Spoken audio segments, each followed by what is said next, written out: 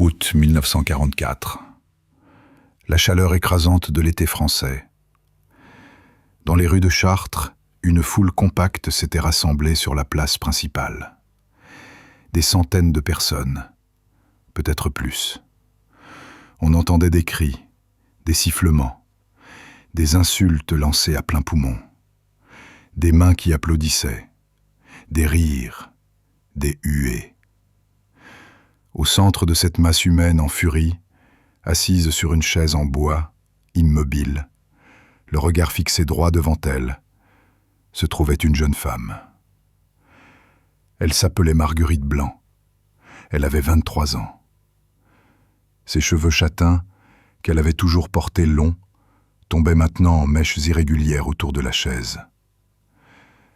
Un homme se tenait derrière elle, une tondeuse à la main. Il n'était pas coiffeur. C'était un voisin, quelqu'un qu'elle connaissait depuis l'enfance. Et il lui rasait le crâne. Marguerite ne pleurait pas encore. Elle avait appris à retenir ses larmes. Elle savait que pleurer ne ferait qu'empirer les choses, que la foule voulait la voir s'effondrer, que c'était précisément ce qu'ils attendaient. Alors elle se tenait droite, les mains posées sur ses genoux, le visage vide d'expression, comme si son esprit s'était détaché de son corps. Autour d'elle, la foule scandait « Collaboratrice, putain à boche, traîtresse ». Mais Marguerite n'avait jamais trahi personne. Elle n'avait jamais dénoncé un voisin. Elle n'avait jamais collaboré avec l'occupant. Elle avait simplement commis un crime impardonnable aux yeux de ses compatriotes.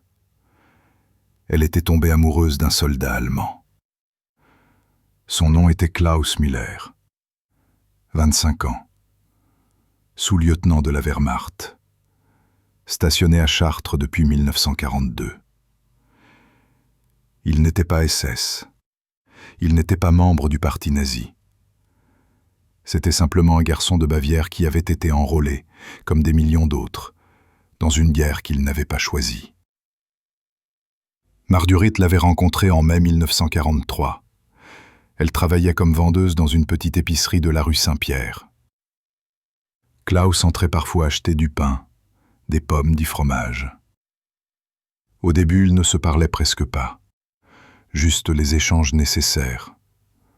Bonjour. Combien? Merci. Au revoir. Puis un jour, Klaus avait remarqué sur le comptoir un livre de poésie française. Baudelaire. Il avait souri, avait dit en français approximatif « J'aime ce poète ». Marguerite avait levé les yeux, surprise. Et c'était comme ça que tout avait commencé. Des conversations. D'abord courtes, puis de plus en plus longues. Klaus parlait de sa famille restée en Allemagne, de sa mère qui lui écrivait des lettres pleines d'inquiétude, de son petit frère qui avait été tué sur le front de l'Est, de son dégoût pour la guerre, de son envie de rentrer chez lui, de reprendre ses études d'architecture, de vivre une vie normale. Marguerite écoutait, et quelque chose en elle s'était attendri. Elle voyait en Klaus non pas l'uniforme mais l'homme, un homme qui souffrait, qui doutait, qui voulait juste survivre. Ils avaient commencé à se voir en secret, le soir, après la fermeture de l'épicerie, dans un petit parc à l'écart du centre-ville, jamais longtemps, toujours avec la peur au ventre d'être découvert. Klaus savait qu'il risquait des sanctions militaires. Marguerite savait qu'elle risquait bien pire, mais il continuait, parce que dans ce monde de violence et de haine, ces moments volés étaient les seuls où il se sentait humain. Klaus ne lui avait jamais fait de mal. Il ne l'avait jamais forcé à quoi que ce soit. Il l'avait respecté, protégé même. Quand les rafles de la Gestapo devenaient plus fréquentes dans le quartier, Klaus prévenait Marguerite. « Reste chez toi demain. Ne sors pas. » Il ne pouvait pas en dire plus, mais elle comprenait. En mars 1944, Marguerite découvrit qu'elle était enceinte. Elle ne l'avait dit à personne, sauf à Klaus. Il avait pâli en apprenant la nouvelle. Puis il l'avait serrée dans ses bras et avait murmuré « Quand la guerre sera finie, je t'épouserai. Nous élèverons cet enfant ensemble. Je te le promets. » Marguerite voulait le croire. Elle voulait croire qu'il était possible de construire quelque chose au milieu des ruines, qu'un amour pouvait survivre à une guerre. Mais le 6 juin 1944, tout changea. Le débarquement allié, les nouvelles qui circulaient, la libération qui approchait. Klaus et son unité reçurent l'ordre de se replier vers l'Est, vers l'Allemagne. La dernière fois que Marguerite le vit, c'était le 15 août 1944. Il était venu la nuit, en civil, au risque de sa vie. Il lui avait donné une lettre, une adresse en Bavière et une bague. « Attends-moi », avait-il dit. « Je reviendrai te chercher. Je te le jure. » Marguerite n'eut jamais de ses nouvelles. Elle ne sut jamais s'il était mort pendant la retraite, s'il avait été capturé, ou s'il avait simplement décidé de l'oublier une fois rentré chez lui.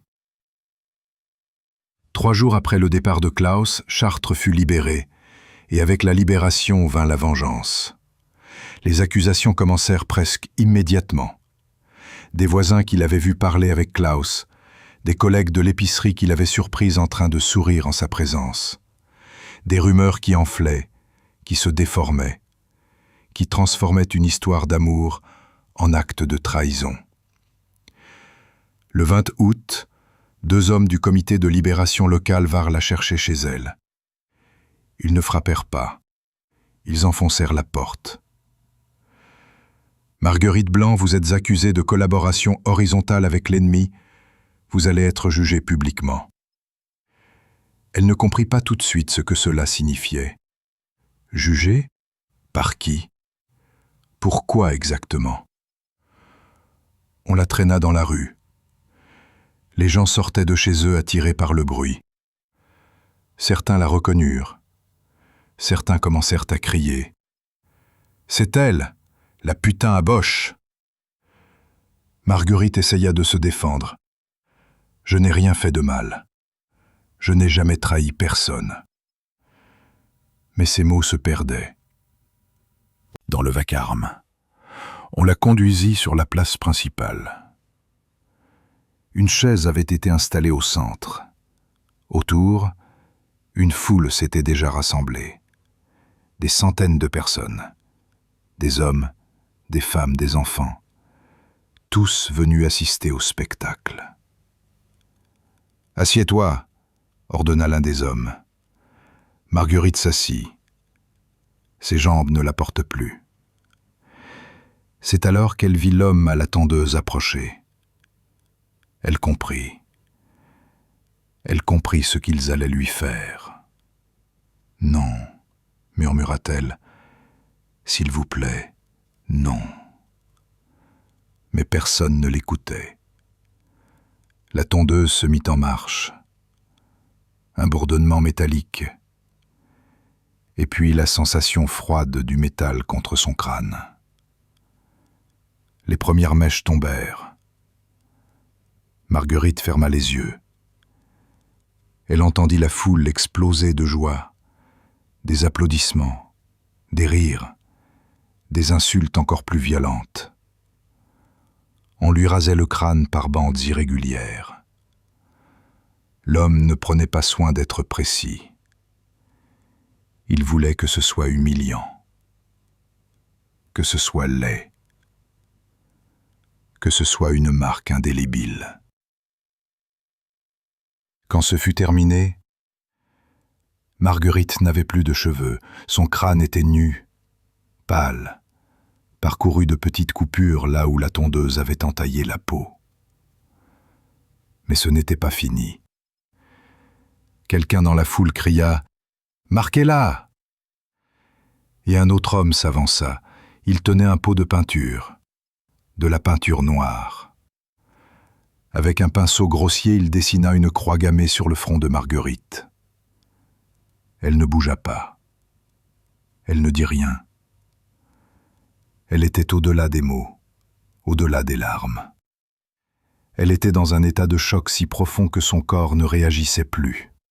« Maintenant, fais le tour de la ville », ordonna l'un des hommes. « Que tout le monde te voie. » On la força à se lever. On la poussa dans les rues. La foule la suivait, scandant, huant, crachant parfois dans sa direction. Des enfants lui lançaient des cailloux. Des femmes criaient les insultes les plus viles. Marguerite marchait comme un automate, un pied devant l'autre, le regard vide. Elle ne voyait plus rien. Elle n'entendait plus rien.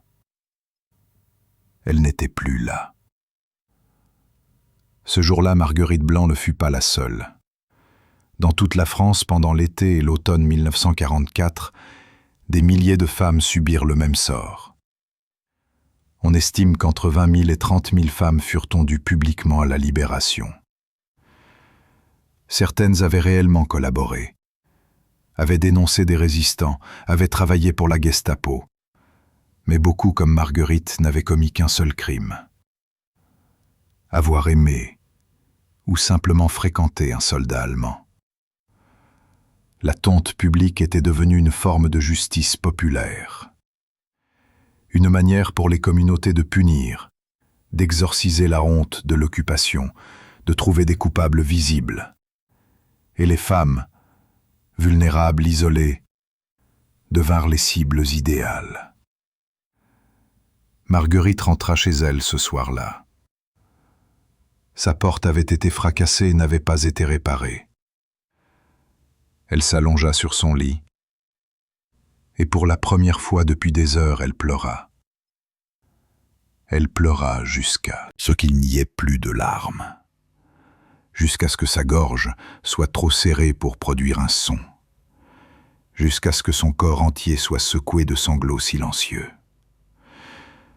Les jours suivants furent un cauchemar. Marguerite ne sortait plus. Elle n'osait plus se montrer. Quand elle devait aller chercher du pain, elle enfilait un foulard sur son crâne rasé. Mais tout le monde savait. Tout le monde la reconnaissait. Les gens changeaient de trottoir pour l'éviter. Les commerçants refusaient parfois de la servir. Sa famille l'avait reniée. Son père lui avait interdit de revenir à la maison. « Tu nous as couverts de honte », avait-il dit. « Tu n'es plus ma fille. » Marguerite était seule. Complètement seule. Et elle portait en elle un enfant dont personne ne voulait. En octobre 1944, elle fit une fausse couche. Elle était seule chez elle quand cela arriva. Elle perdit beaucoup de sang. Elle pensa mourir. Une partie d'elle l'espérait. Mais elle survécut. Les années passèrent, lentement, douloureusement. Marguerite quitta Chartres en 1946. Elle partit pour Paris, où personne ne la connaissait. Elle changea de nom, devint Marie Leclerc. Elle ne parla jamais de ce qui s'était passé. Elle travailla comme femme de ménage, puis comme couturière. Elle vécut seule, ne se maria jamais, n'eut jamais d'enfant. En 1987, un historien nommé Fabrice Virgili commença à mener des recherches sur les femmes tondues à la Libération. Il publia un livre, La France virile, dans lequel il documentait ces humiliations publiques et leur signification. C'est dans ce contexte que Marguerite, alors âgée de 66 ans, accepta de témoigner. Pour la première fois en plus de 40 ans, elle raconta son histoire. Elle le fit dans un petit appartement parisien, devant un magnétophone. Sa voix était calme, posée, presque détachée, comme si elle parlait de quelqu'un d'autre. Ce qui m'a le plus marqué, dit-elle, ce n'est pas la douleur physique, c'est le regard des gens, le plaisir qu'ils prenaient à me voir humilié. J'avais grandi avec ces personnes. Certaines étaient mes voisines depuis l'enfance, et en quelques minutes, elles étaient devenues des étrangères, des ennemis. J'ai compris ce jour-là que la haine peut transformer n'importe qui en monstre. On lui demanda si elle regrettait d'avoir aimé Klaus. Elle resta silencieuse pendant un long moment. Puis elle répondit « Non, je ne regrette pas de l'avoir aimé. Klaus était un homme bon. Il m'a traité avec douceur dans un monde de violence. Ce que je regrette, c'est d'avoir cru qu'un amour pouvait survivre à une guerre. C'était naïf. Mais je ne regrette pas d'avoir été naïve. Je regrette que le monde m'ait puni pour ça. » Marguerite Blanc, devenue Marie Leclerc, mourut en 1995 à l'âge de 74 ans. Elle fut enterrée au cimetière de Montparnasse. Aucun membre de sa famille n'assista aux funérailles. Seuls quelques amis et l'historien qui avait recueilli son témoignage étaient présents. Sur sa tombe, une simple inscription. Marie Leclerc, 1921-1995. Que la paix lui soit donnée. L'histoire de Marguerite n'est pas unique. Elle est celle de milliers de femmes qui furent punies, humiliées, marquées publiquement pour avoir transgressé une frontière invisible pendant l'occupation. Certaines avaient réellement collaboré. D'autres, comme Marguerite, avaient simplement aimé. Mais aux yeux de la foule, il n'y avait pas de nuance. Il n'y avait que la colère, la soif de vengeance, le besoin de trouver des coupables visibles. Les femmes tondues furent les boucs émissaires d'une société qui cherchait à expier ses propres compromissions.